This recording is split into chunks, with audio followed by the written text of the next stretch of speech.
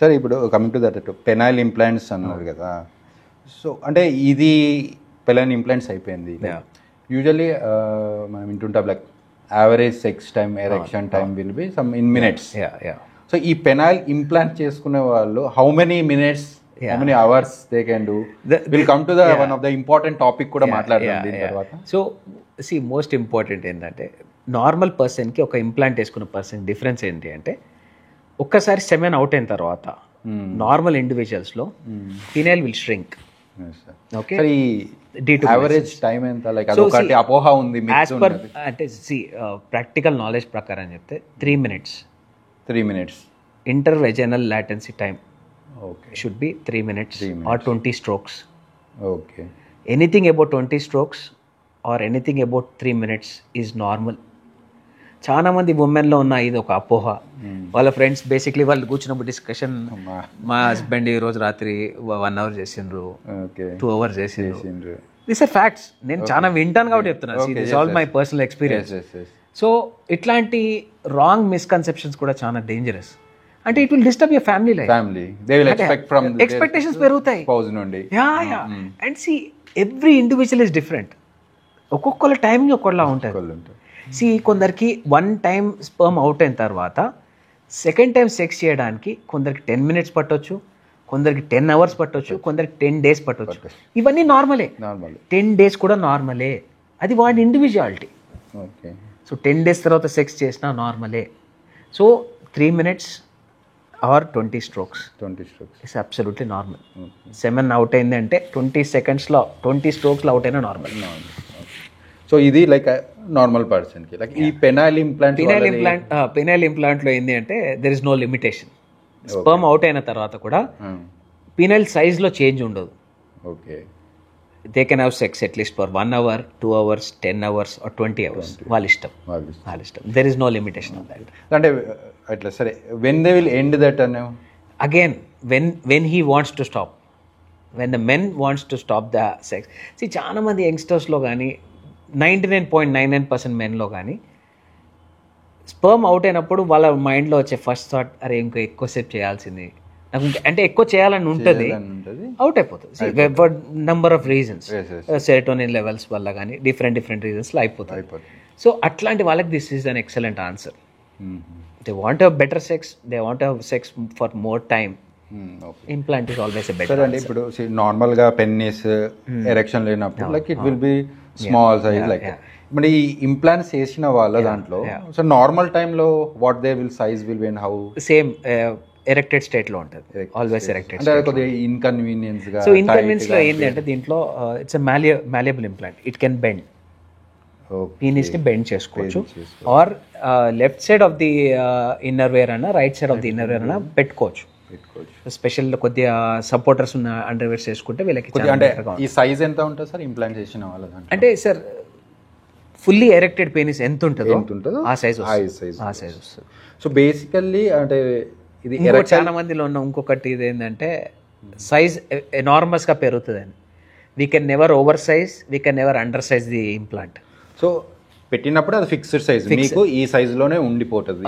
ఎంత at the end of the day penis ఎంత fully erected స్టేజ్లో ఎంత ఉంటే అంత పెట్టగలుగుతాం implant.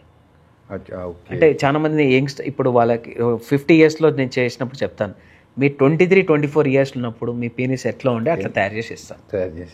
That's a simple thing, easy explanation.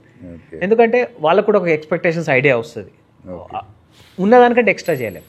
ఇంకా చాలా మంది యంగ్స్టర్స్ వస్తుంటారు, సార్ నాకు పీనిస్ సైజ్ పెద్దగా కావాలి అని. సో అట్లాంటి వాళ్ళకి చాలా ఫిల్లర్స్ ఇవి ఉన్నాయి కానీ పెద్దగా ఏం హెల్ప్ కావు. సో ఇప్పుడు ఇంప్లాంట్స్ అనేది లైక్ ఎరెక్టైల్ డిస్ఫంక్షన్ వాళ్ళకి, అంటే ఓన్లీ ఎరెక్టైల్ డిస్ఫంక్షన్ వాళ్ళకేనా లైక్ అంటే వేరే టైప్ ఆఫ్ పీపుల్, వేరే సెక్టర్ ఆఫ్ పీపుల్స్ కూడా? అంటే ఒకటి యాజ్ డిస్కస్డ్ ఎర్లియర్ మనం అనుకున్నాం జెండర్ డిస్ఫోరియా కేసెస్లో. జెండర్ డిస్ఫోరియా అంటే ఏంటి అంటే ఇది ఒక సైకియాట్రిక్ కండిషన్. అంటే ఏమవుతుందంటే basic it's psychiatric condition absolutely. దీంట్లో ఏమవుతుందంటే they think they are struck in the other body. అంటే నేను చాలా కేసెస్ చూస్తాను,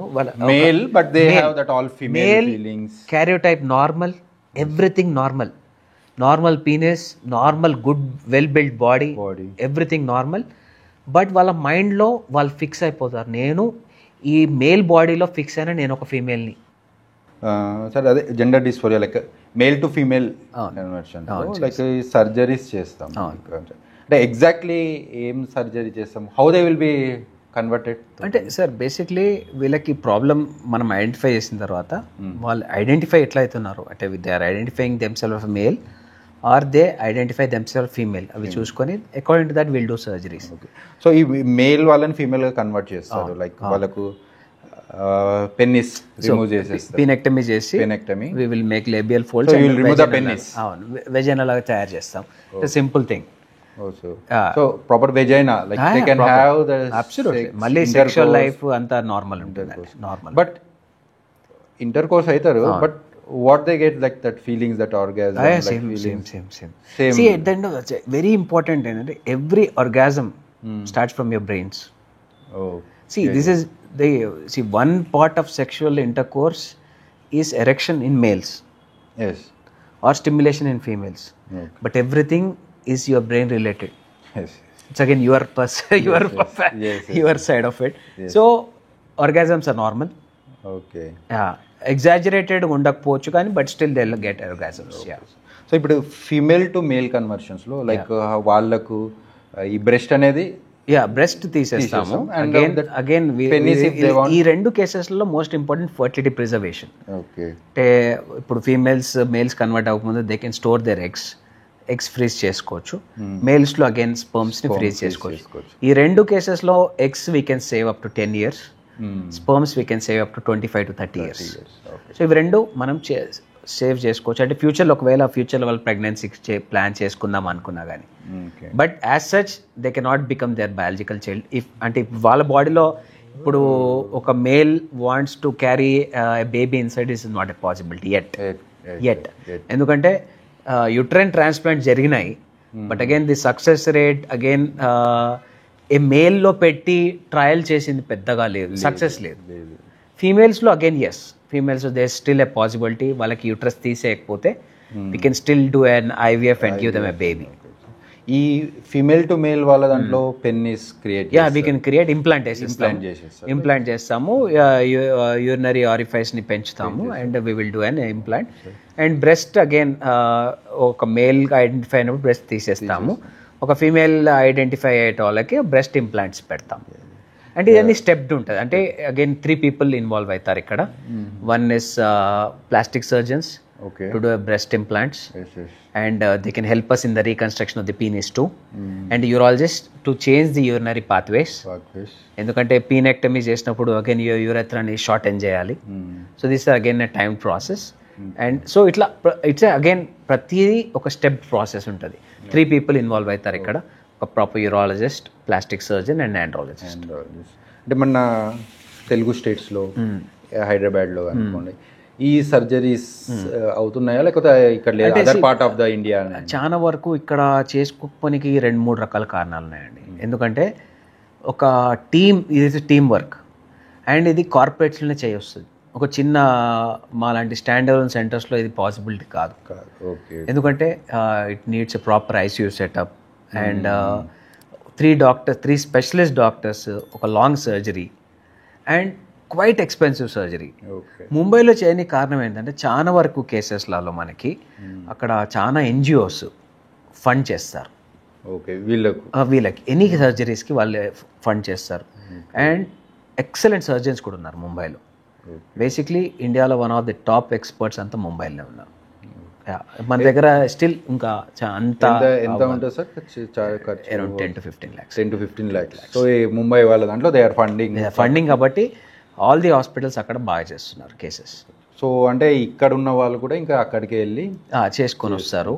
అంటే sir gender dysphoria again unless and until you identify చాలా రేర్ డిసార్డరే. నేను నా కెరియర్లో నేను have seen 7-8 cases. Last 6 years నుంచి అయితే I have seen around 7 to 8 cases, not more than. అంటే రీసెంట్గా చూసాము ఒక క్రికెటర్ వాళ్ళ son has converted into. So again ఈ దాంట్లో చేంజ్ చేయడానికి ఛాన్స్ లేదు, అంటే వాళ్ళ మైండ్ సెట్ మార్చడానికి ఉండదు. అండ్ ఆల్సో ఈ సైకియాట్రీ అంటే మీరు సైకాలజికల్ సైకియాట్రీ రిలేటెడ్ అన్నారు, it is not related about family and ఈ సోషో ఎకనామిక్ స్టేటస్ సంబంధం లేదు. Absolutely no. This type of mind set వాళ్ళకు it can be in the rich people, high socio economic ఉండొచ్చు, poor people, ఏ person అయినా ఉండొచ్చు. And ఇది high profile సొసైటీలో బయట ఎందుకు పడుతుంది అంటే దే అండర్స్టాండ్. సి ఒక లో సోషియో ఎకనామిక్ స్టేటస్లో సొసైటీ గురించి ఎక్కువ ఆలోచిస్తారు. హై ప్రొఫైల్ ఉన్నప్పుడు వాళ్ళ పిల్లల గురించి ఆలోచిస్తారు. ఎందుకంటే దీంట్లో మనం ఏం చేసినా సూసైడల్ టెండెన్సీస్ చాలా ఎక్కువగా ఉంటాయి. We need to address that problem. That is normal. సి అది వాళ్ళ పుట్టుకతో వచ్చిందని ఏం చేయలేం.